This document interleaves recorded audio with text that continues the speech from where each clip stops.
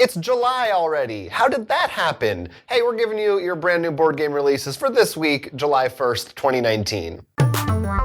Chronicles of Crime is receiving its latest expansion, Welcome to Redview, which takes place in the 80s and puts you in the role of kid detectives trying to solve crimes. That's always fun. There's also a new expansion for Clank. It's the Clank Legacy Acquisitions Incorporated Upper Management Pack, which comes with some new characters, cards, and minis that you can use in the Clank Legacy game or in the original Clank set. Game of Thrones, the TV show, may have ended, but Game of Thrones Oathbreaker is available now. This is a social deduction game. We have a review for it, so you can see our full thoughts on that one, but it's a social deduction game in the Game of Thrones universe. You could probably piece some of the other parts together yourself. John Carter of Mars, the role-playing game from Odysseus, is getting its player's guide today to accompany the core rulebook. So if you're a player, you can read that to focus more on the things that pertain to how you play the game. Another RPG, Legend of the Five Rings from Fantasy Flight, has a couple of new releases this week. Courts of Stone, which is a source book, and Winter's Embrace, which is an adventure. Both of these center around the courts and more of the political intrigue of the different clans in that universe. The Lord of the Rings card game, the LCG, also has two new things coming out this week. The Wizard's Quest and the Woodland Realm, which are both custom scenario kits, meaning they come with different cards, encounter cards, and quest cards, and you can put those together however you want and either play them cooperatively or challenge a friend to try to beat what you've made. For the Magic the Gathering card game, we have the Signature Spellbook Gideon. This is the second in the line of the Signature Spellbooks, this time following the Planeswalker Gideon, who recently gave his life in the War of the Spark story.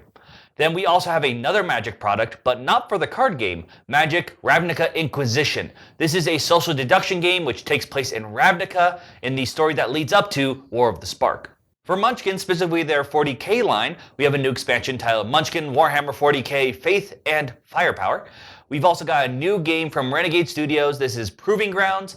It's their first in their line of solo games, and in this one, you will take on the role of a hero trying to gain her right to the throne.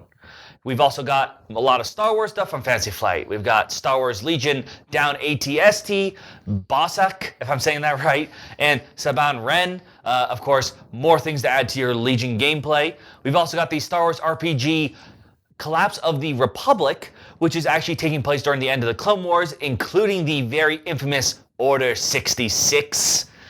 And we've got Things from the Flood, another RPG book. This is actually a sequel from the Tales from the Loop. This takes place in the 90s instead of 80s and is a bit darker in its theme for what they suggest to add.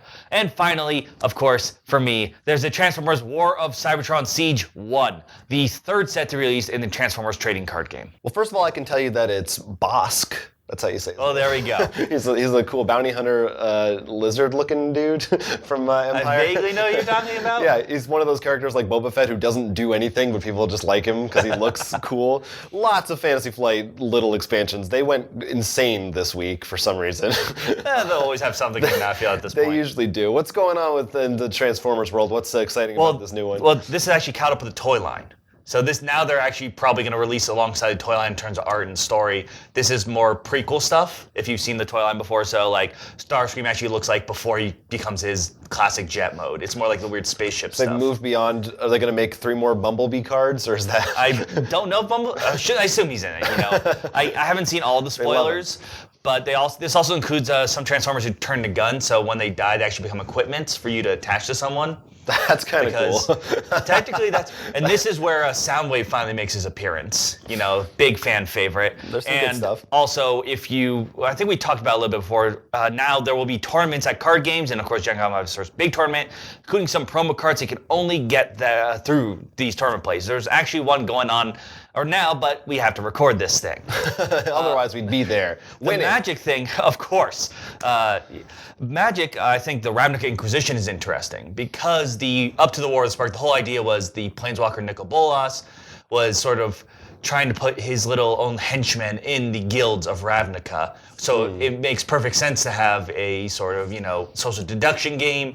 And I'm hoping that they maybe try to spread out more. As we've always said, since Magic has such a nice deep lore, to be like, okay, dude, you don't have to just make a card game, you know? Yeah, I'm just hoping that it's not just kind of the Resistance with a magic skin. I mean, it's first of all, it is only like I think like $15. It's a cheap game, so, yeah. and from what I read, it sounds like you can't just vote anyone. You actually, because you know how Magic has the colors. Each guild consists of 2 colors. And it sounds like when you vote people, you need to have representing every color. So even if you know like all the white guilds have like Nicol Bolas spies, you're like, we need one of them. That's interesting. So that could be something different. Maybe it's enough. I don't know. We'd have to play it and see. Yeah, Proving Grounds I know is one that we're both interested in. The fact that Renegade is doing a whole series of just solo-only games is really cool because we've been more and more fans of those as time goes on. We don't have many friends.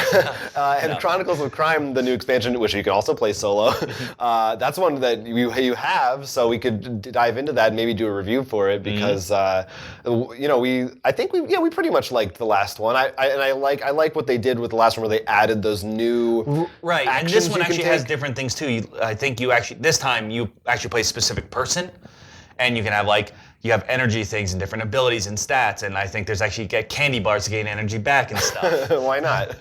So lots of good stuff. Anything else you want to highlight, or I think we covered most? I mean, Game of Thrones, like I said, go watch our review.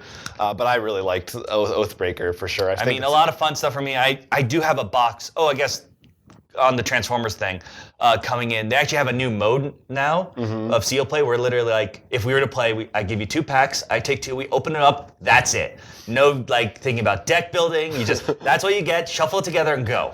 Which sounds, that's enough for a whole deck, or it's like a shorter. Yeah, it's a nice shorter play, but I like that because there's no thing. You just go it's for what it. you get. So it's like they're sort of the Keyforge version of a little bit, Transformers, kind of. Except you can customize afterwards. Right.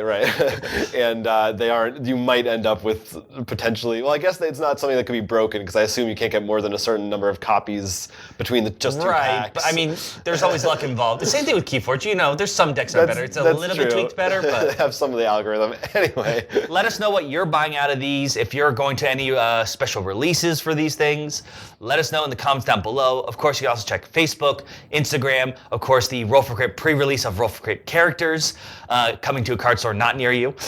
Yeah, check that all out.